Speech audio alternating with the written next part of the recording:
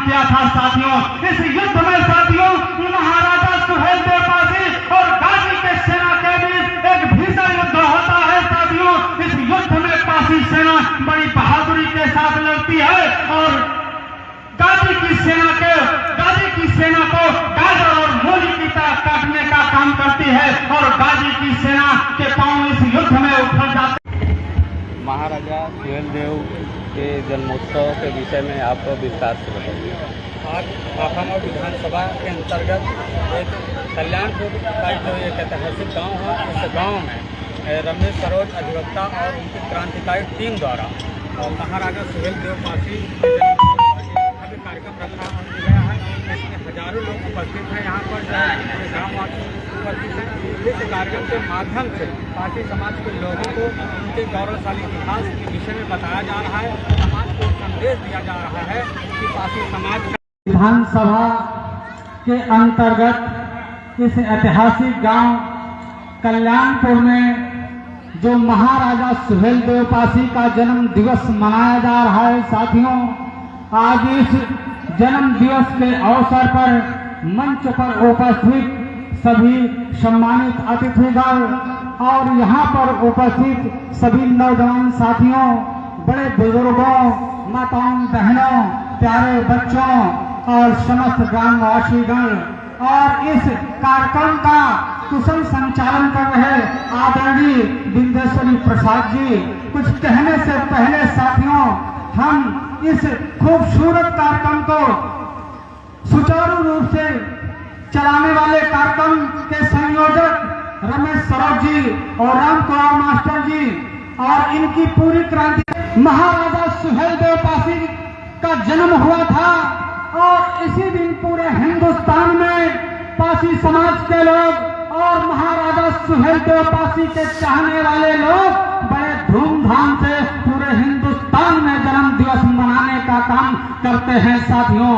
इस हिंदुस्तान में ही नहीं बल्कि पूरे विश्व की धरती पर महाराजा सुहेलदेव पासी इसलिए प्रसिद्ध है साथियों क्योंकि विदेशी आकांक्षा सैयद सालार मसूद गाजी को महाराजा सुहेलदेव पासी ने युद्ध में मार गिराने का काम किया था साथियों।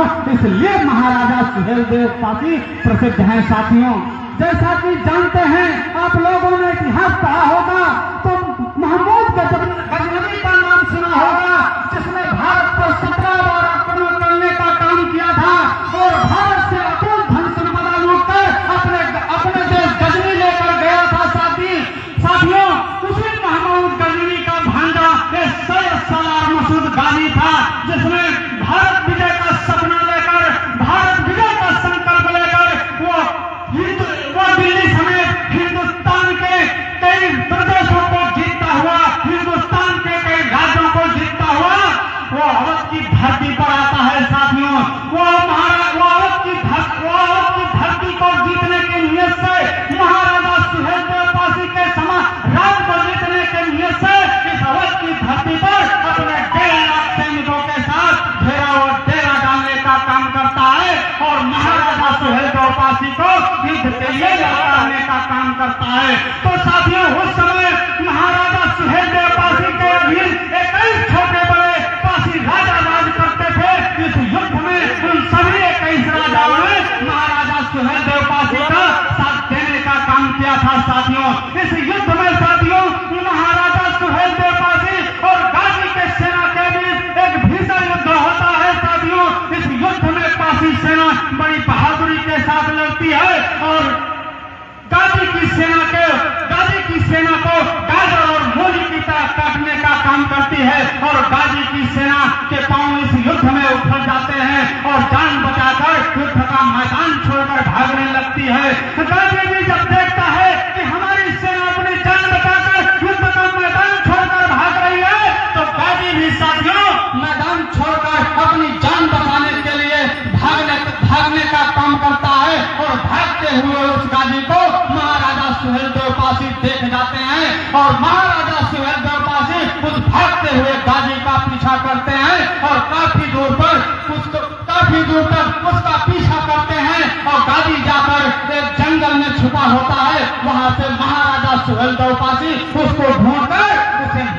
घाट उतारने का काम करते हैं साथियों।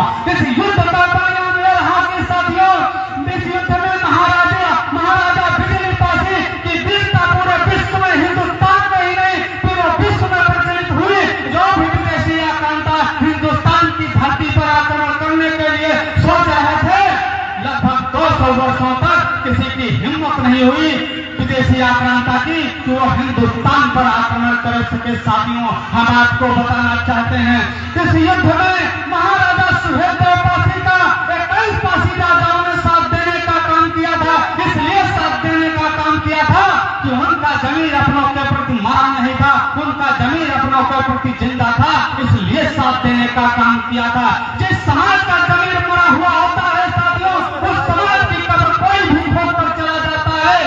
उस समय साथियों, अगर 21 पासी राजाओं का जमीर मरा होता, अगर मरा हुआ होता, अगर सुहेलदेव पासी के साथ गद्दारी करने का काम किए होते, साथ देने का काम न किए होते, तो शायद उस युद्ध में महाराजा सुहेलदेव पासी की नहीं, सैयद सलार मसूद गाजी की जीत होती साथियों।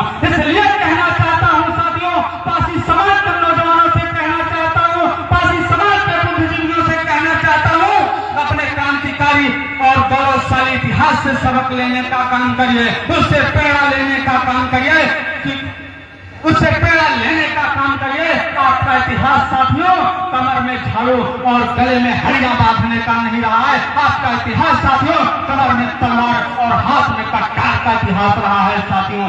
इसलिए कहना चाहता हूँ साथियों, आपका अतीत कितना स्वर्णिम रहा है और वर्तमान आज कितना दयनीय हो गया है, ये सोचने और समझने का विषय है साथियों। आप इस अवध की धरती के शासक रहे हैं, आप इस देश के राष्ट्र रक्षक जंग के रूप में जाने जाते हैं, लेकिन आज साथियों आप दूसरों के मानसिक गुलाम बनकर टहल रहे हैं साथियों, दूसरों की दरबारी गिरी करने का काम कर रहे हैं साथियों, दूसरों की चापलूसी करने का काम कर रहे हैं साथियों। इससे साफ जाहिर होता है कि हमारे पासी समाज के नौजवानों, हमारे पासी समाज के बुद्धिजीवियों का जमीर कहीं ना कहीं मरा हुआ है, स्वाभिमान कहीं ना कहीं मरा हुआ है। इस मरे हुए जमीर को जगाना है, इस मरे हुए स्वाभिमान को जगाना है साथियों, क्योंकि परिवर्तन की प्रयोगशाला नौजवान कहा जाता है साथियों। क्रांति की दुल्हन नौजवानों के कंधों पर सवार होकर आती है साथियों। इसलिए पासी समाज के नौजवानों से कहना चाहता हूँ कि आप संघर्ष करना छोड़ देंगे, आप बगावत करना छोड़ देंगे, आप दूसरों की चापलूसी करेंगे साथियों, आप दूसरों की दरबारी करेंगे, तो जो युवक की धरती का आपका राजनैतिक पृष्ठभूमि रहा है साथियों, वो बंजर हो जाएगी साथियों, जिस पर कोई भी कब्जा करके अपने आप को हुक्मरान घोषित करने का काम करेगा। इसलिए साथियों कहना चाहता हूं, आज जो उत्तर प्रदेश में पासी समाज की राजनीतिक स्थिति है, वो बड़ी दयनीय स्थिति है साथियों। पासी समाज साथियों दूसरों अपनों के प्रति गद्दारी का अपराध करने का काम करता है और दूसरों के प्रति साथियों वफादारी करने का काम करता है। एक कहानी के माध्यम से हम आज जो पासी समाज की थी है उस पर प्रकाश डालने का काम करूंगा कि एक बार की बात है साथियों, जंगल में शोर मचता है कि भागो भागो कुल्हाड़ी आई है, पूरे जंगल को काटने का काम कर रही है। यह सुनकर पूरे जंगल के पेड़ पौधे जंगल छोड़कर भागने लगते हैं और भागते भागते एक दूसरे से पूछते हैं कि भाई जरा बताइए, आपने कुल्हाड़ी को देखा है, कुल्हाड़ी कितनी ताकतवर है जो पूरे जंगल को काटने का काम कर रही है, हम लोगों को भागने के लिए मजबूर कर दे रही है। तो एक भाई मैंने अब दुखी मन से कहता है कि भाई हमने कुल्हाड़ी को बड़े नजदीक से देखा है, कुल्हाड़ी अकेले ताकतवर नहीं है, कुल्हाड़ी अकेले पूरे जंगल को नहीं काट सकती, कुल्हाड़ी सिर्फ एक ईंटे की है, कुल्हाड़ी इसलिए मजबूत है, इसलिए ताकतवर है, पूरे जंगल को काटने का काम कर रही है, क्योंकि उस कुल्हाड़ी में 1.5 हाथ का अपना भाई घुसा हुआ है साथियों, इसलिए ताकतवर है, इसलिए पूरे जंगल को काटने का काम कर रही है। तो ठीक उसी तरीके से साथियों पासी समाज की स्थिति है, साथियों। और पासी समाज के नौजवान, पासी समाज के बुद्धिजीवी कभी भाजपा की सरकार बनाने का काम करते हैं, कभी बहुजन समाज की सरकार बनाने का काम करते हैं, कभी समाजवादी की सरकार बनाने का काम करते हैं, कभी कांग्रेस की सरकार बनाने का काम करते हैं। जिस दिन पासी समाज का नौजवान, पासी समाज का बुद्धिजीवी संगठित होकर अपने सरकार बनाने के लिए संघर्ष करना शुरू कर देगा। इस अवध की धरती पर क्रांति का झंडा गाड़ देगा। वो इतिहास साथियों, इस उत्तर प्रदेश का इतिहास फिर दोहराया जाएगा और पासी इस अवध की धरती का फिर शासक होगा साथियों। इसलिए कहना चाहता हूँ पासी समाज के नौजवानों, पासी समाज के बुद्धिजीवियों, कि जिस तरीके से इस उत्तर प्रदेश की धरती में हर समाज की पार्टी है, पासी समाज की भी पार्टी होनी चाहिए, उसको भी आगे बढ़ाना चाहिए आप लोगों को।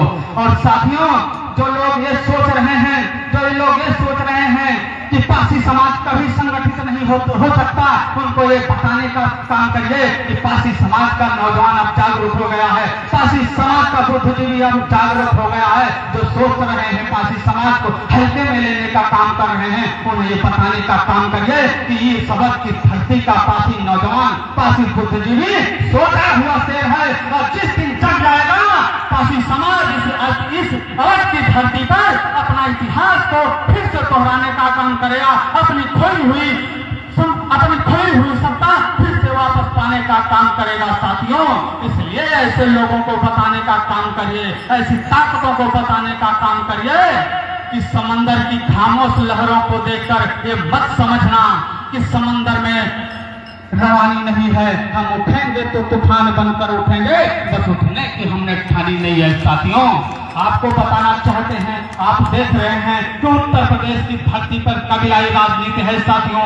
हर समाज की अपनी पार्टियां हैं, उस पार्टी के माध्यम से उत्तर प्रदेश की राजनीतिक सत्ता में भागीदारी निभाने का काम कर रहे हैं, अपने समाज को मजबूत कराने का काम कर रहे हैं। तो पासी समाज के नौजवानों से अनुरोध करूंगा कि पासी समाज के लोग जो मानसिक गुलामी में जीने का काम कर रहे हैं, उस मानसिक गुलामी की बेड़ी को तोड़कर उत्तर प्रदेश में एक सशक्त राजनीतिक दल को मजबूत करने का काम करें, जो पासी समाज के हक और अधिकार की लड़ाई लड़ सके, पासी समाज के ऐतिहासिक धरोहरों की रक्षा कर सके साथियों।